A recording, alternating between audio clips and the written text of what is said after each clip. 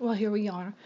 May 2nd, 2020, COVID-19 lockdown continues, and I am wrapping up my Father's Tales podcast entries with number 15. And there could be postscripts to this as time goes on, but I'm wrapping it up with this one. So I've invited Gary to join me. Thanks for joining. Thank you for the invitation. Because I've Gary, really enjoyed your Father's Tale. Thank you. You knew my father. You met him when I was 18 until his death, and were with him a lot and knew him very, very well. He was like another father to me. Yeah, he certainly felt that way about you. And I want to talk about some things that kind of, not kind of, they did involve you. Um, one was sports, and one was fishing, and one was the time the two of you happened upon some people and had to eat dehydrated fruit. Oh, yes. That was a funny story. Yeah, that was a funny story. Where do you want to start? Well, let's start with the dehydrated fruit, because that's a kind of a little short thing. You popped in to this weird people's house for some reason, of which I don't remember. It's been too long ago. Yeah, I'm not sure what the reason was. These folks lived way out in the country, and we popped in to check on something that Daryl was interested in, and they said, well, while you're here, let us show you this new gadget we got. It's a dehydrator. And I said, okay. And it was, feeling a little bit like deliverance or something. Yeah. But, yeah. Anyway, we went back and they had this thing set up, and they were dehydrating fruit. I think Daddy suspected that they were up to illegal activities for real with that. But yeah, I think some of their animals are wreaking havoc in the neighborhood. But anyway, they had this dehydrator, and they were showing us about how they're doing all this fruit, and insisted that we take a bite. And it wasn't good. It wasn't a good experience. No, it wasn't good. It was. I think we had to dispose of the food later after we left. But on the sly. Yeah, it was. Pretty much like chewing a rock. A rubber, maybe. Or a piece of rubber. Yeah. It's like. I think they still need to do some work on that dehydrator. Well, you spent a lot of time fishing with him. Lots of time. He was, an avid fisherman and boater, and it was one of the first times that I really done a lot of fishing from a boat, because my dad and I fished a lot from the bank and from fishing barges, but we didn't have a boat. So Daryl, had these boats, and we'd take them out. We had so many good times on Eagle Mountain Lake. Because it's a beautiful lake. He really had an instinct for fishing, and I think one thing about your father is that he liked other people to have a good time. Mm-hmm, he did. He loved driving the boat, and he would fish, but he wanted you to catch some fish. Yeah. And he wanted you to have fun, and so we would tie up by the power plant at Eagle Mountain, and because the waters are warm where the intakes are, and it attract a lot of fish, so we'd fish there, and then we would troll for sand bass across the lake, and Daryl would run the trolling motor, and we had our lines in the back with these little silver spoons on there, and Daryl would always say, watch for the birds, because you'd want to, wherever the birds were flocking is where the fish were. So we'd always see if we saw a flock of birds, we'd head for the flock. And we'd catch them so fast, it would be like one after another after another. And so we spent a lot of time on Eagle Mountain, and then we went to Toledo Bend and had fun out there. Toledo Bend is about 300 miles from Fort Worth. Yeah, something like that, between maybe 2 and 3, but it's in East Texas. Yeah. Beautiful lake. And so we just had a lot of good times on his boat. Yeah. He definitely wanted other people, to whether it was when he was cooking or whatever. And so before we get to the Cowboys, I do want to talk about his cooking and his specialty when I was really young. Well, I guess in my lifetime, I didn't know of a time that he didn't barbecue. He had this giant barbecue pit and in the backyard, and he would sit out there and he would make a mop on this meat fork, and he would tie cheesecloth to the end of it, and made his own barbecue sauce that he got the recipe from this man that he knew from his work, who would come to their shop. He did work for them in a way, but then on like a Friday, or if they worked weekends or whatever, he would set up a barbecue at the back, and his name was Cack. And that was the recipe that Dad used. It was very spicy, and It's so good. And he would just let the coals just. He always said the fire was really ready when he was taking the meat. I was like, now it's really perfect. Really hot, yeah. Really perfect for smoking and barbecuing the meat. But he would just mop. He would sit up all night and just mop with that meat fork and cheesecloth the meat. And even though it was really spicy, he was afraid to give it to me. I remember this. I was really, really young. And Mother was like, well, let her try it, and she'll decide. And so I loved it, and from then on I ate his barbecue, and that was something that he did forever. And when he did it, it was massive amounts of food. I mean, chickens and everything. And we had a gas grill.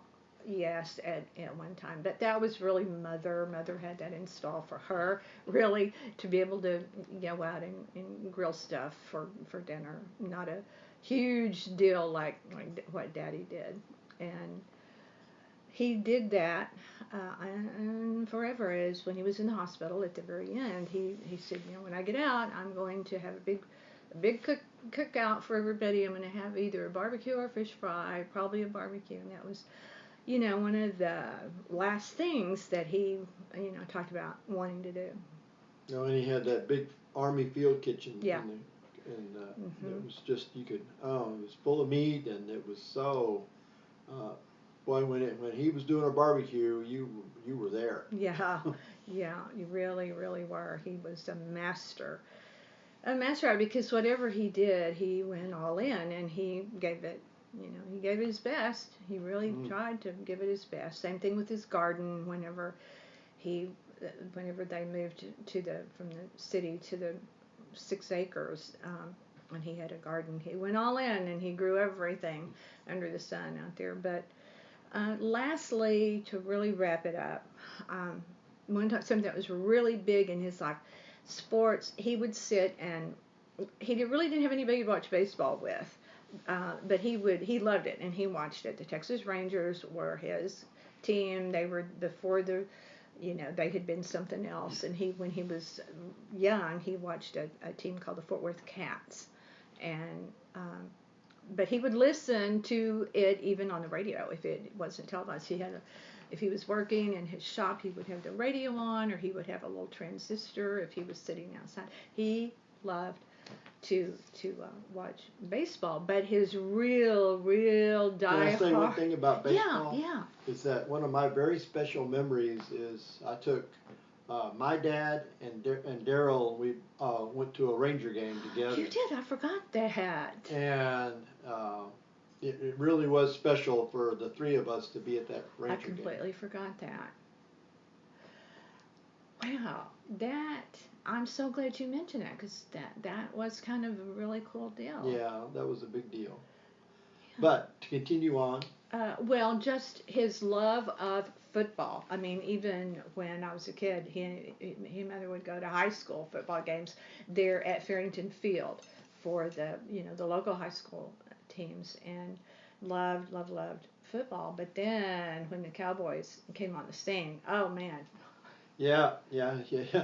huge diehard Cowboy Yeah. fan, and we had that in common because Oh yeah. we both were huge Cowboy fans. Yeah. And spent many, many Sundays, cheering and agonizing Yeah. over the Cowboys. Really agonizing. Sometimes it was painful. Yeah, it was funny. He had his shop his shop at home that he worked at, and whenever the game was going bad, sometimes he'd just go down to the shop because he thought maybe their luck would change, and I'd keep him posted about what was going on.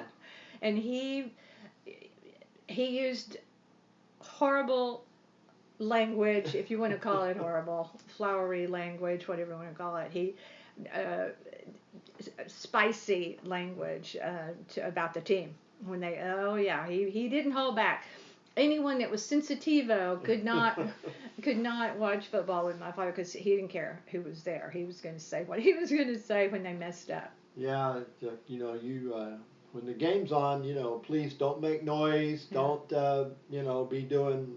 Well, mainly just don't try to change the channel or get in front of the television. I don't know that the noise anywhere else, but just don't get in the living room, in the zone. The football zone, as it were.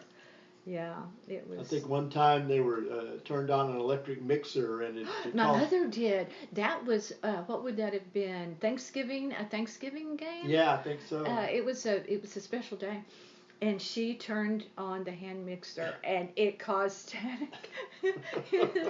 oh, Well, there was it caused interference for some reason on the TV, and everybody stop. Yeah, I forgot that. That was so funny. Yeah. So but he was no fair weather fan. No, he was a fan, good, bad, or ugly. He was, yeah. And there were a lot of ugly years. We went to a game with some friends when it was an outdoor stadium where they played, and I forgot who was the quarterback. I guess who would that have been? But it was so cold. It was. My hat's off to these people that can go to the stadiums when it's in the 20s and 30s and even the 50s. Yeah. I think it's cold. Probably the only other time that he really went, I'm trying to think, in person, was after his younger brother that I've talked a lot about, they were really close, and his daughter, after she graduated, as she was graduating really from Texas A&M, became a Cowboy cheerleader, and so they went into the game to see her. His brother he and his brother that would have been about what would that have been anyway, late 90s I guess, and he said he was miserable. He said I'll never go. He said it's not worth it to go to the game in person. He said it's really not as much fun. Well, especially at that time, there was no jumbotron, there was no, any of this fancy stuff. Right. And, so naturally, sitting on your couch, I got a much better view than anybody in the stadium. Yeah, this would have been Irving Stadium. Yeah. Their open air. Texas Stadium. Yeah, Texas Stadium. Stadium right there, kind of it's in Irving, really. It is, yeah. And, it was. And then not only did he have to endure what, he wasn't really having all that much fun. But then after the game, the cheerleaders had to go to this, I forgot what they called it, but it was this outdoor kind of large tented area, and they had to go and mix and mingle. Do you remember what that was called? I can't remember what it was called. The corral, maybe? The corral. Yeah, that's what it's called. Yeah. And so he was not anxious to do that again, and didn't. So I have so enjoyed my father's tales and doing this podcast, because trying to be in lockdown and safely distance and endure week after week after week of not being able to do much, to get out. And while we want to make it safe, and we don't want to get out there until it is safe to get out again, by finding something productive has been really good. So I appreciate you for getting this out there for me, because it's meant a whole lot to me. So Thank Well, you. I think they're wonderful, and something I think we'll enjoy for a long time. And I think he would approve, and I think he He would be definitely would. very happy that these stories are out there for Kate to hear at some point, and just for us to have. So I appreciate it, and I appreciate anyone that's listening. And unless I come back with a postscript or two later on, that does conclude Well, my thank you father's for having house. me. Thank you, Gary.